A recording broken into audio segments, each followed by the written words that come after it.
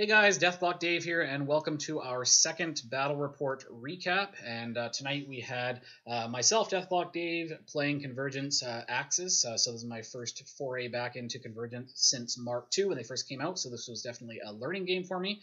And I was playing against Pat Badminton and his Trollbloods. So Pat was playing Kolgrima, I was playing Axis. The scenario that we were playing was scenario 6, which is Recon 2. First turn went to Trollbloods, so I won the dice roll, and I chose to go second so I could get the table side. So Recon 2 is a very live scenario. It's got many scoring elements with the potential in a perfect world with no contesting models to score 5 points in a single turn.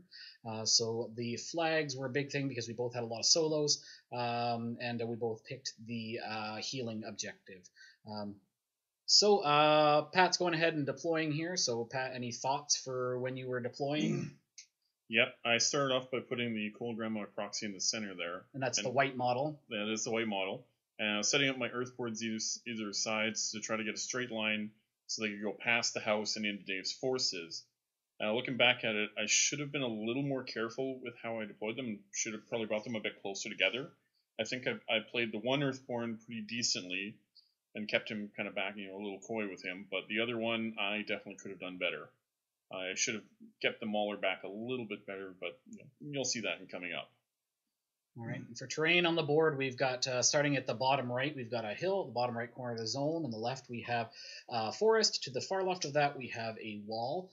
Just above the wall, we have shallow water. To the right of that, we have a house, which is an obstruction in the middle. And to the right of that, where some of my dudes are sitting there, is another forest. At the very top there, to the right, another forest. And to the far left at the top is rubble, which is rough terrain and cover. And what scene were you playing, Pat? I was playing Power of Dunia. And what are the benefits of that? The benefits are if your caster has upkeeps, you get to start the game with them in effect, and it gives the Dunia's Not unit the ability to soothe your beasts, which allows you to take fury off them. And you got to take Lanissa Ursula as part of that benefit. Yes, the benefits also include the one mercenary minion unit and solo, which I did for the Swamp Gobbers and Lanissa Ursula. Okay. So as you can see, my Tep stepped in bubblegum on the way over, so that's what that bright pink stuff is. Some sticky tack to stick them down while I'm painting. So for my deployment, I wanted to make sure that Axis was central. He's got a very powerful control feat with the corollary. It threatens, it's a 14-inch control area, so effectively 19 inches. So I wanted to make sure I was going to be able to catch as much as possible, particularly because this is a heavy melee army. I wanted to make sure that my jacks were in a good position to address his beasts. I wanted the Mauler dead, so you can see the Mauler at the top left, so I put my 2 heavies toward that way. And I've got to 1 heavy down toward the bottom. The Teps are behind. The reason behind that is I know that Kolgrima's feat pushes back models, so I wanted to put them in a position where my jacks would be in front of them, and they could not get pushed back. I also knew that it was going to be inevitable to keep these guys out of her feat. I think with all of the shenanigans, I think she threatens something like 24 inches with the feat, so it's pretty much impossible for me to stay out of the feat on that turn that it's going to happen, and still be effective on the following turn. So got my Optifex directive in the middle just to help grant Pathfinder or whatever that may be needed, most likely Pathfinder because I lose that from Kolgrima's feat. The bottom is a little hard to see, but I put my Elimination Servitors to a hard left flank, the idea being that I would eventually get them to a point where they could be shooting at the stone and hopefully bringing down that stone aura. The reflex servitors in the front are basically just to kind of get in the way and also try to make sure I can be digging them in and putting them in spots where they're going to be relevant for counter charges as he moves stuff forward. Not as big of a deal when it's PAL 14 versus armor 18, 19 and up. That's me showing that Pat has 0 guns in his army. I'm playing Destruction Initiative, so I get a bunch of free solos. I get all of my servitors become shield guard, which was completely not a thing in this game. My my deployment zone is pushed 2 inches forward, and I can also take Eilish Garrity if I so choose. So here we go. We've clocked over to Pat's turn, and Pat is going to start his first turn. And so the chaos begins. So it is a lovely day in Mudville this day. Trolls do their thing, and we gotta start running because we're an army that likes to walk up to you and shake your hand, preferably through your buddy's chest. So I gotta get up to him first. Did you have any thoughts about where? Oh, here you're measuring threat ranges to make sure you're out of my shooting. Oh yeah, I wanted to make sure I knew what your gun ranges were because I've learned from the past. Last thing you need to do is get surprised and have someone sniping you on the bottom of turn 1. And not many things in that list has hands. Not even Axis has hands. He just has hands. I know, it's great. So you're shaking It's hands. great. Exactly. It's better than shaking the other things that are all over the board. Just because it's Valentine's Day, we're not doing that. Yes, this is our Valentine's Day battle report, guys, so I have titled this one The Rumble of Love. So... You have any special considerations for the terrain while you're moving up? I know you got a lot of Pathfinder on the board. Yes, that's the nice thing about this list is between the solos and the beasts, there is a good amount of Pathfinder. But I was paying close attention to the actual terrain due to the Earthborn's Elemental Communion ability, which lets my stats change depending on which type of terrain I'm near. So I wanted to try and get them near the rough terrain in order to give them the +2 speed bonus, which I did, as you can see up above the top of the screen there, along with keeping Lanissa with him for the potential of a Hunter's Mark to give him an additional +2 on a charge. 2 inches on the free charge is pretty sweet. Yeah, when you can add +4 inches on a beast charge, that's really good. So now I'm luckily Kolgrima has Pathfinder, so I can move her up through the water without any issue. Which with her feet, with the way it pushes, I really wanted to just get her up in there as quickly as I could. And try to get as many of Dave's models in her feet range that I could possibly get. Which is also why I'm making sure that I keep my Rune Bearer within 5 inches of her this time, because he extends her control range, which I forgot last time. Good man, Pat. Keep your Rune Bearer within 5, keep your Corollary within 5, guys. Pro tip. And your Squire. Keep all the things within 5. Yep, and you can see here that I'm using Grandma to make some clouds, branching out between the cover of the house and the forests. So that way my guys have a nice little safety wall to hide behind while I move up. Turns out not being able to see stuff is good times. Yeah, it's really nice when you can mess with technology like that. Clouds are OP, particularly when you've also got a feat that's going to prevent my Teps from effectively shooting through the clouds. So that's much time. Yeah, that's pretty. And the huge. fact that feat lets you, turns off Eyeless Sight and Pathfinder and all that just makes it that much more fun. Yes, it's huge. There's actually a funky interaction which I was quite pleased to confirm with Onslaught. So for my army, Onslaught overrides the Pathfinder loss from the Kolgrima feat because the Kolgrima feat effectively erases the Pathfinder icon from your card, and then the Axis spell grants the Pathfinder for the Relentless Charge on the activation, so it's kind of handy there. So yep. But Speed 4 Jacks are sad with no Pathfinder. Yep. You and those sad Russians. I mean Khadorans. So yeah, just standard stuff. I believe I put 3 into the stone there. I put 4 into the stone. And got her to awaken and all that, and put up my aura. And the Bellows crew is in the zone, it looks like. I towed the Bellows crew and Lanissa into their zones. I put the Bellows crew there because I knew next turn I was going to be able to pop their 5-inch cloud, which would save Kolgrima from using Power for Fury to make clouds herself. All right, so here I'm just over to my turn. I just want to make sure that I am not going to get charged by anything, so I'm just double checking charge ranges because getting charged by a Mauler is bad times. So he's got Hunter's Mark, and he's also got Rush, so that's a potential of +4 movement and a free charge. So that would be bad with Rage on top of that. So just double checking that, making sure, just double checking what's in the stone. Figuring out where I'm going to put stuff. I know this is going to be feet turn for him, so it's just a matter of where I want my stuff to be sitting so that I'm going to have an effective second turn while still under his feet. So I'm moving up my reflex servitors into positions and digging them in. So the idea being that if he moves any farther into the zone, I can countercharge. I put the one kind of to the corner of the house to try to prevent the different shooting angles at him so that he can be more effective when somebody comes around the house. Again, same thing with the guy that I just moved, trying to get him in a spot where he's hidden a little bit but can still countercharge when something comes out. So countercharging reflex servitors dug in are great. So just getting them all into position, running those elimination servitors up as far as possible, also trying to keep them as far down on the flank as possible to try to keep them out of the feet if at all possible. Trying to spread things out a little bit too because he's got a couple of sprays in. I don't want to give them all up to sprays. So I've got, I believe that was an attunement servitor that I just ran up, just again trying to get in the way.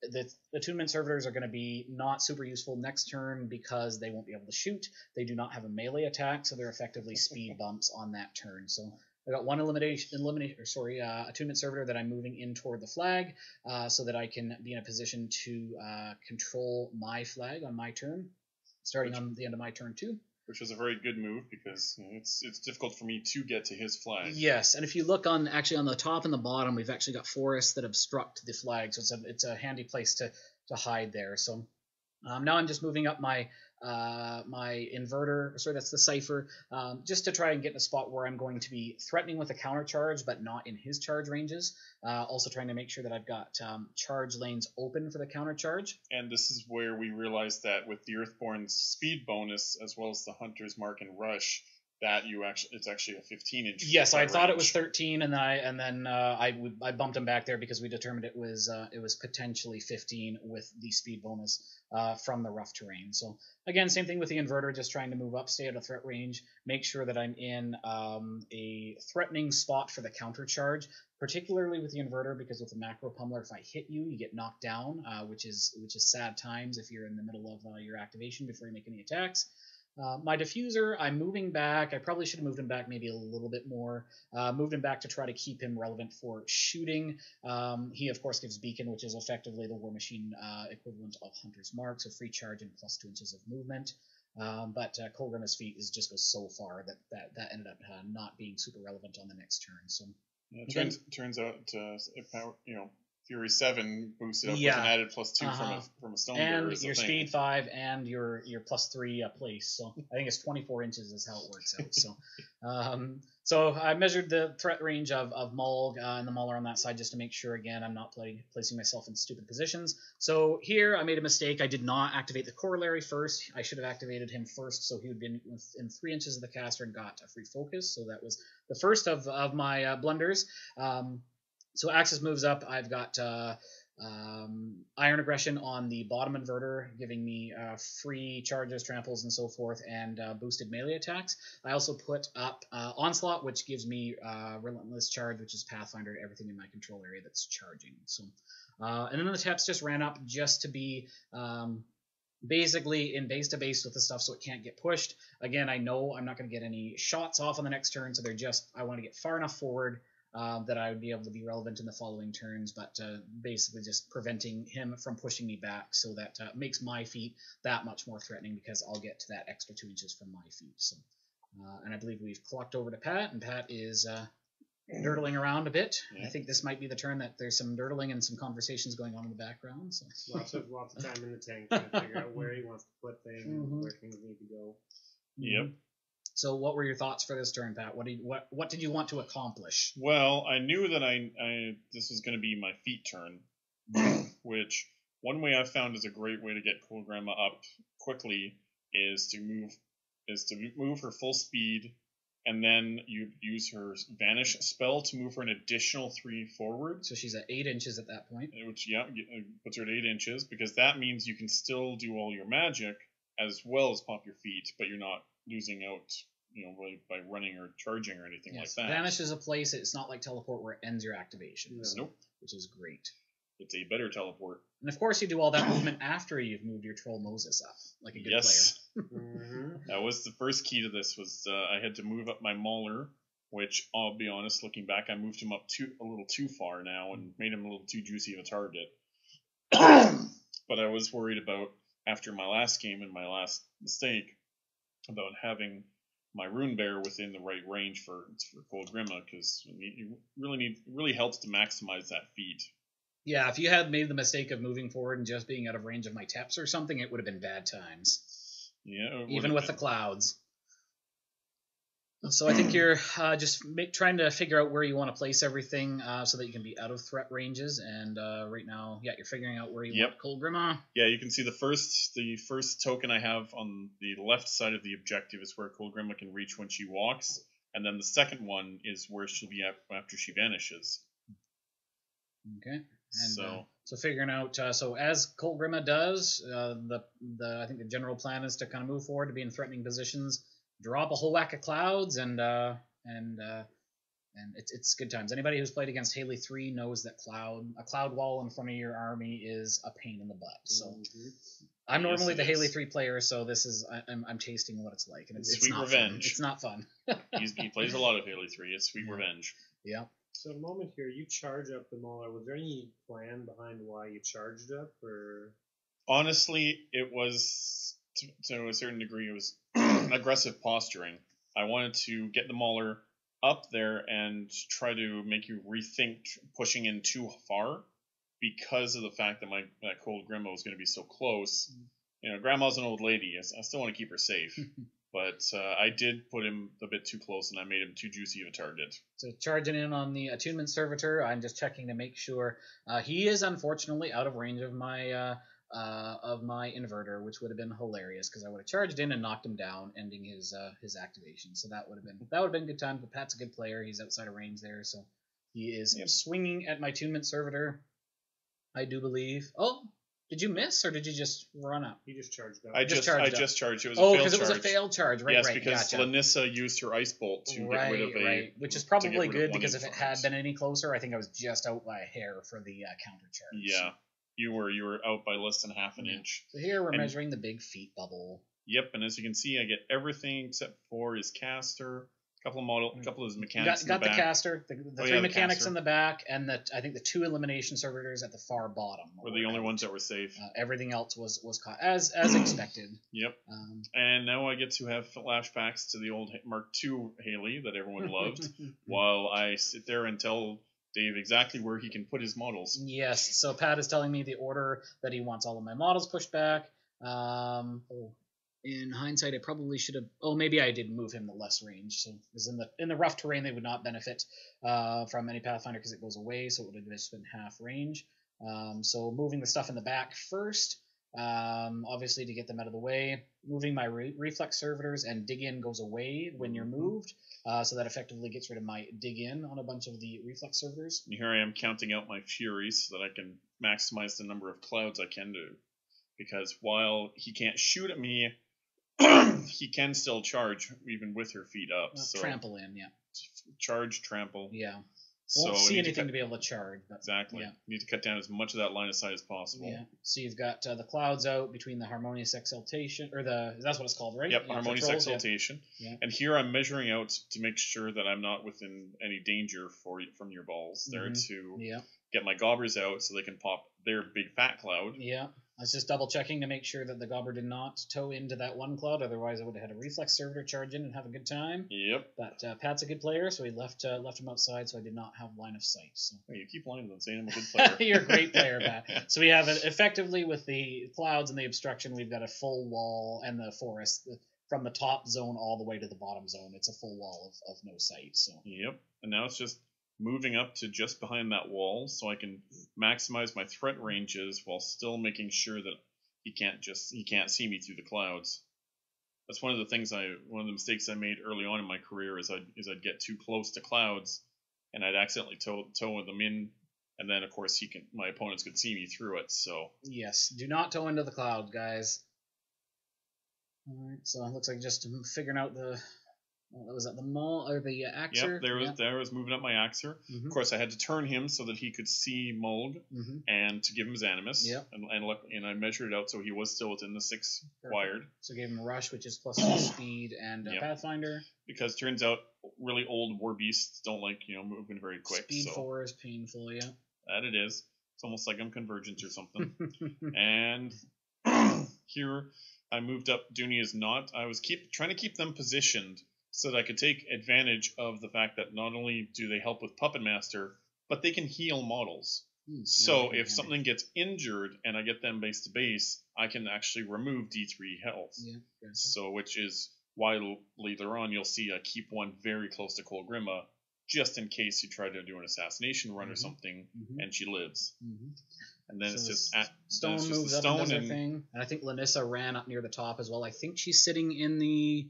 Yes, she's sitting in the rubble at the very top there. So so I am checking, just double checking what is in the Stone's aura and figuring out if I get a couple of elimination servitors onto the Stones. Basically, if I remove a couple of those, if it's going to have any effect. Because the Mauler was pretty close. I think if I had managed to kill couple was at this turn that possibly he would be out, but the rest were in. So just having a look at that. I mean, it's tough with only 2 shots. The Rat 5, I have to roll a 7 and then I have to get through the toughs. So it's unlikely, but it's something.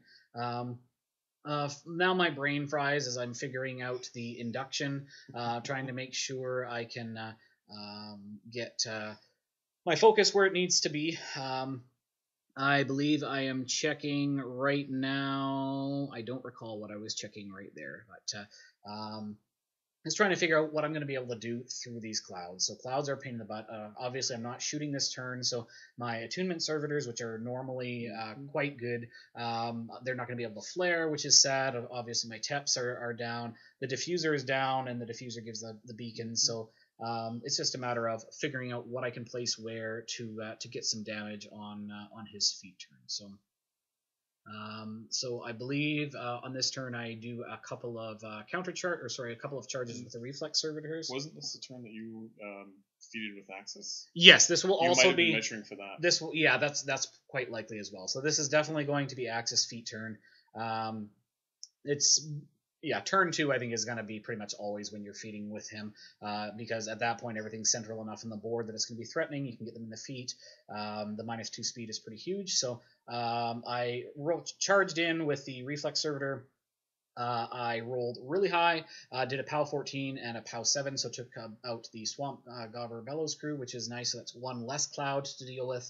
Again, just double checking the feet range, just to make sure I can get, at very least, the beasts in. So moving around, I believe that guy just ran, so he did not have Pathfinder, so he had less movement than he could have had. So that's just a run to get in the way of that Earthborn.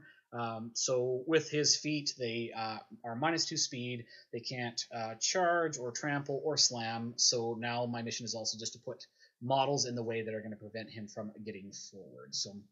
Which I have to admit was very good and very annoying. Yes. And I'll be honest, while I was sitting there, I actually missed seeing you place the one right in front of Mulg. So nice. I had thought about would be able to move Mulg, but once I went to start my turn, I saw him Mulg's there. a big dude, and he's hiding the flight base there. So, so I got another reflex servitor, I think, possibly charged in. I missed that there, but I was trying to get a bit of damage. They're POW 14 when they directly hit, so a chance of getting at least a couple of points to start the train going. Ran an attunement servitor behind the house. I wanted to make sure that I kept at least a couple of attunement servitors alive because they're very important. A lot of my stuff is, like for the servitors and things, are mat 5. I also want to make sure that I don't have to spend focus to boost with my jacks. So those attunement servitors are very important to the next turn to make sure that I'm getting that -2 defense debuff. So figuring out where I need to move Axis with that proxy base to make sure that I'm catching all of the important stuff. I probably got a little bit greedy with how far up I moved him. I really just needed to be catching the beasts. There's not really any use to getting the stuff in the back necessarily. But it is what it is. I made sure I placed Axis outside of 6 inches of Mulg and the Earthborn. That is their effective speed if they get rush. So I want to make sure that he was safe there. So I believe I just trampled in my inverter. I think you were able to just walk in after. Oh, walk it right, because he goes up to speed 6. So walk in with the inverter. He's reached 2, so I get close enough to the Mauler. So the inverter has a bunch of focus on there. I swing with the macro pummeler first to make sure I hit him and knock him down. And I spawn a whelp from that attack. Spawn a whelp from behind, yeah. After the macro pummeler attack, I can only use that once per round. So I'm now swinging with the secondary attack. So I'm +2 strength on the feet turn as well. So the macro pummeler is POW 22, and the secondary attack is POW 19. So pretty big damage. I managed to take out the Mauler, and I'm like, wow, I totally miscalculated this. And my Cypher is like, hey, dude, I got all this focus, and what am I gonna do? So.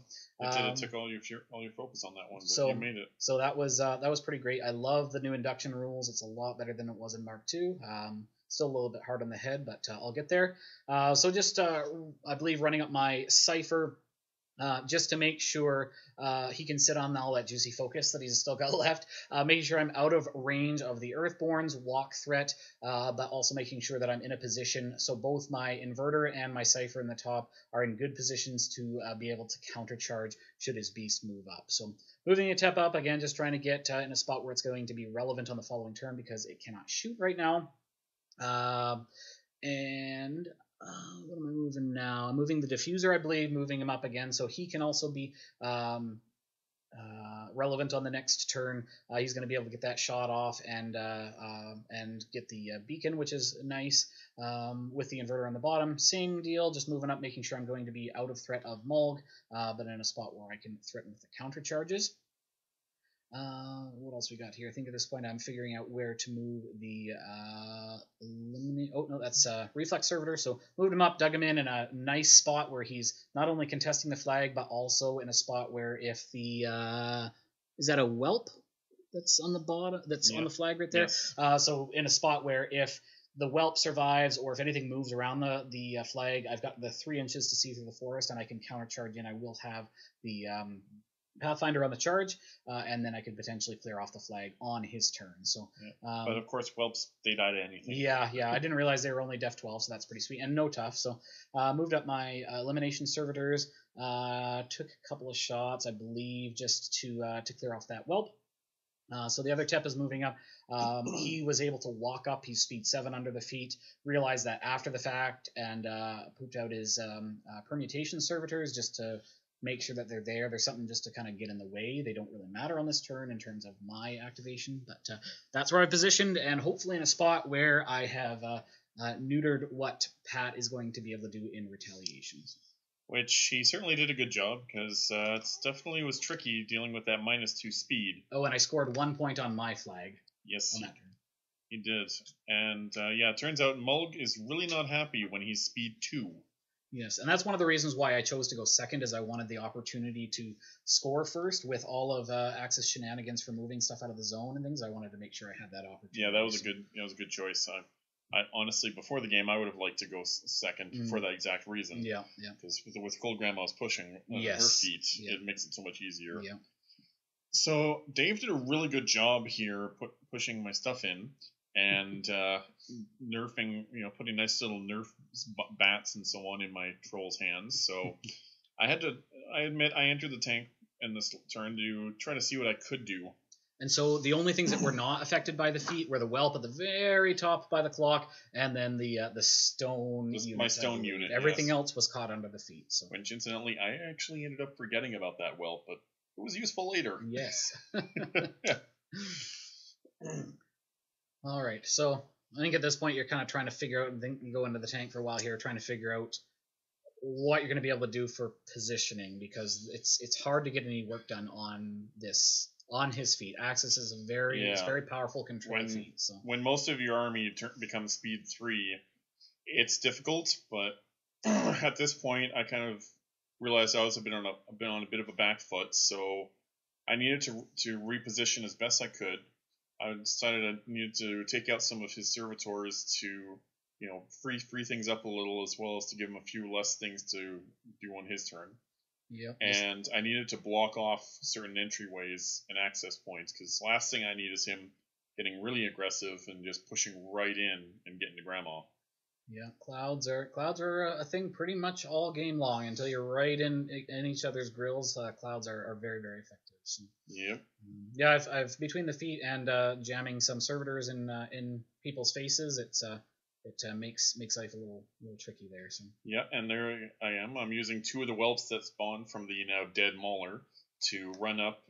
Unfortunately, they can't engage because they don't have melee weapons, but they can block your charging, because they are still a model. Yeah, and I took a moment there to figure out if I wanted to countercharge, but I decided to hold it. The countercharge would have potentially cleared up models for next turn, but I wanted to see what he was going to do with that top Earthborn. If he got a little bit greedy and just happened to move a bit too far, I could have got the macro pummeler shot off on the Earthborns.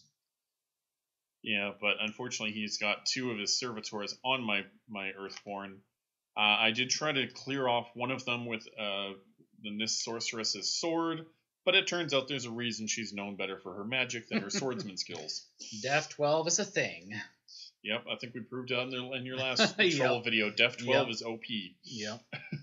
So here I'm doing something that I think surprised Dave pretty well, is with the Northkin Shamans, they can, when they do their cloud spell, afterwards they can be placed within 5 inches.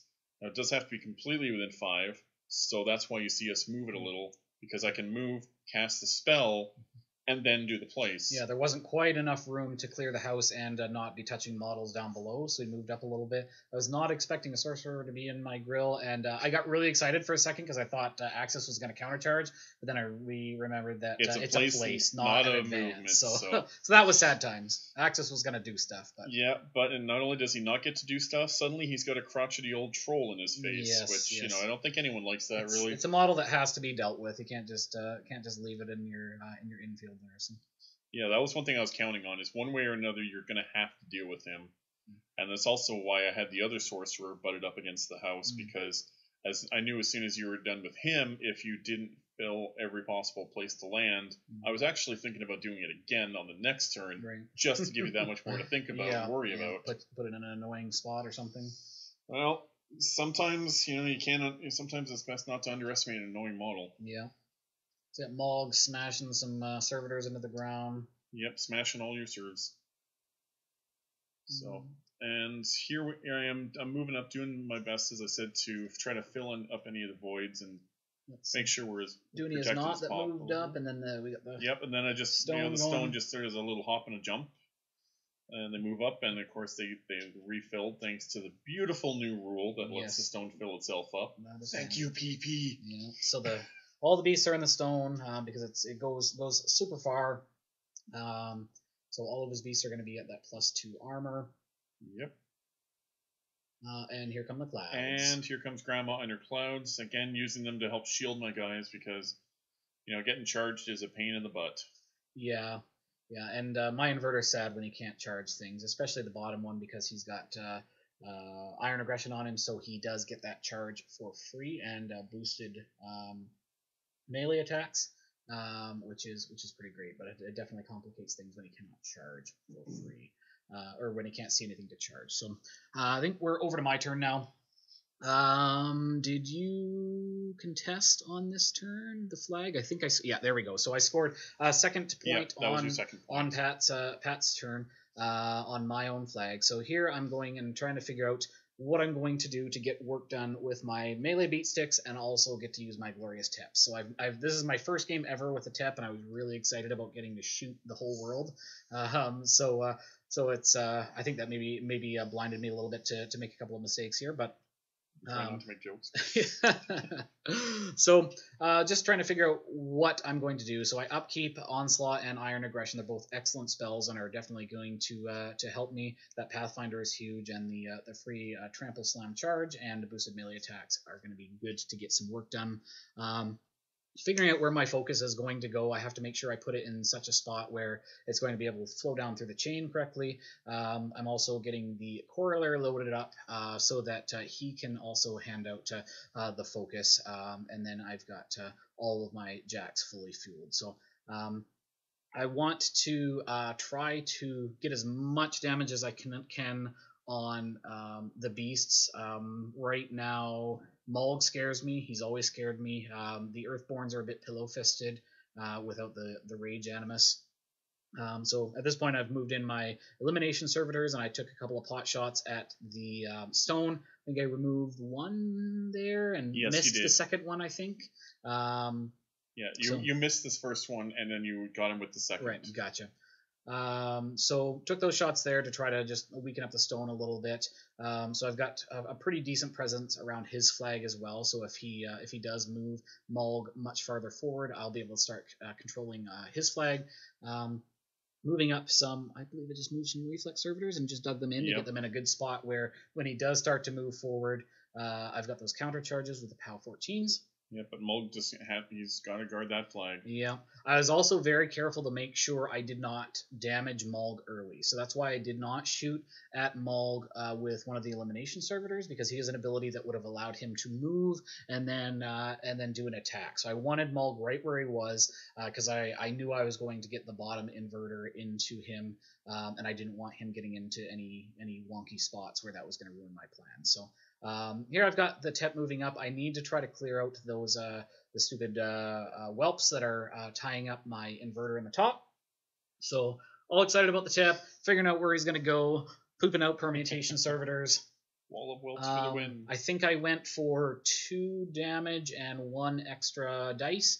My goal was to I was able to position in just a spot where I didn't hit my own jack, but I could hit the I think 1 whelp on that one, and also Kolgrima just as an extra bonus. I wasn't hoping to do anything crazy, but it's an extra shot.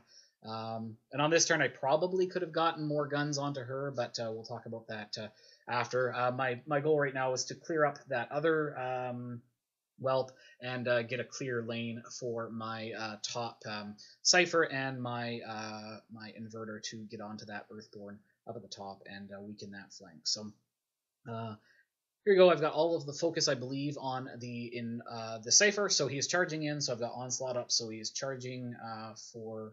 Oh, actually, I missed. Is this the turn where I use the diffuser to shoot? Yes, it is. Yes, yeah. I moved the diffuser up. It's an 11-inch range, so I got that. I boosted it. I missed the first one, but luck allowed me to re-roll, and I hit the beacon. So the cipher just charged for free, had lots of distance to get there, and had the Pathfinder. And he's... As you start damaging me, I start pooping out whelps. Yeah. So I'm hitting at POW 18, so that was a free charge, so that's some big damage, and I managed to take out the Earthborn, and I was close enough to be able to induct that focus to my inverter, and then my inverter has lots of focus on him. Just charging up to take out Lanissa, I think is all that's left in that zone. Whelp. Oh, I charged the whelp. There's a whelp and Lanissa in there, so I figured with 3 focus on that inverter, I was going to be able to clear out that zone and score on that zone and score my own flag. So. Yep, just by picking on women and children. Get out of my zone.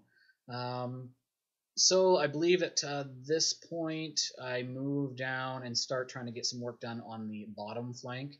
And I think this is at the point where my clock's getting pretty low. And I kind of got some tunnel vision, and a lot of this comes from the inexperience, but I wanted to get lots of work done on the bottom. But at this point, at the end of this turn, I'm going to be up to 4 points on my turn.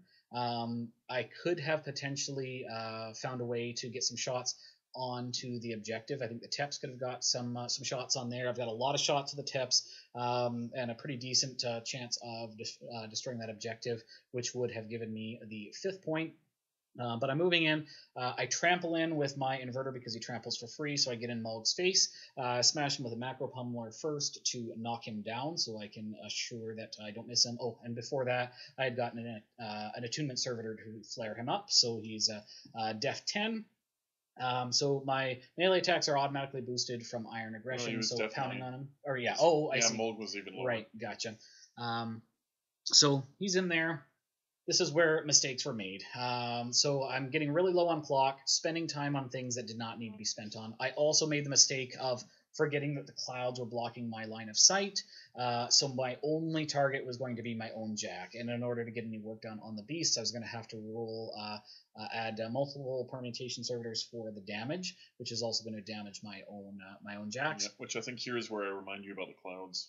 Yes, and you also with a TEP you cannot target your own permutation servitors, so you can't place them in juicy spray angles. So definitely a lot more time spent on the bottom zone than needed to, because at the end of this turn I will be at the 4 points. I should have definitely moved Axis back out of the way, jam the bottom TEP up farther to get in the way.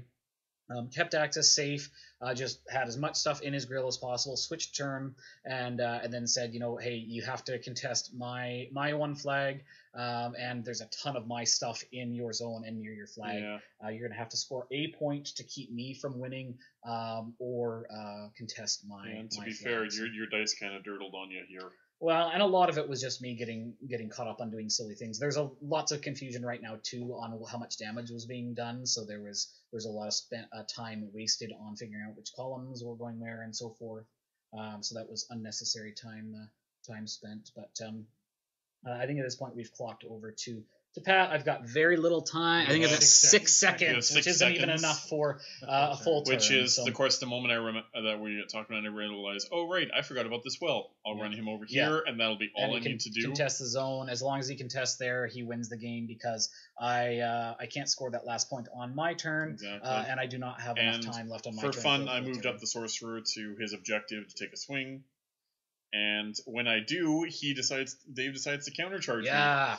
Countercharge you with the corollary. Corollary. Just for moral victory. At this point, I've already lost, so I'm countercharging. I think I actually cranked the dice roll on the corollary too. So yes, you did. I might have actually killed you, which is crazy because the corollary is POW 6. Yeah. But Dave got a new achievement today. He deathclocked during my turn. Yes, just for the moral victory. I clocked over to me for the countercharge, and deathclocked on Pat's turn with the countercharge. So that match, I think at that point was definitely mine to win. I made the mistake of just getting too focused on getting lots of work done down at the bottom. I think there's some double sixes on something. We were testing out the theory before. Right, testing the idea of the assassination. Of an assassination. And so, guys, that was the end of the battle rep. The bat rep. Hope you enjoyed it and the recap. Definitely some lessons learned on both sides. Definitely. We look forward to playing for you guys next week. Watch for the live stream and also the recorded game and the bat rep afterwards for the recap. So. Talk to you guys next week. Bye.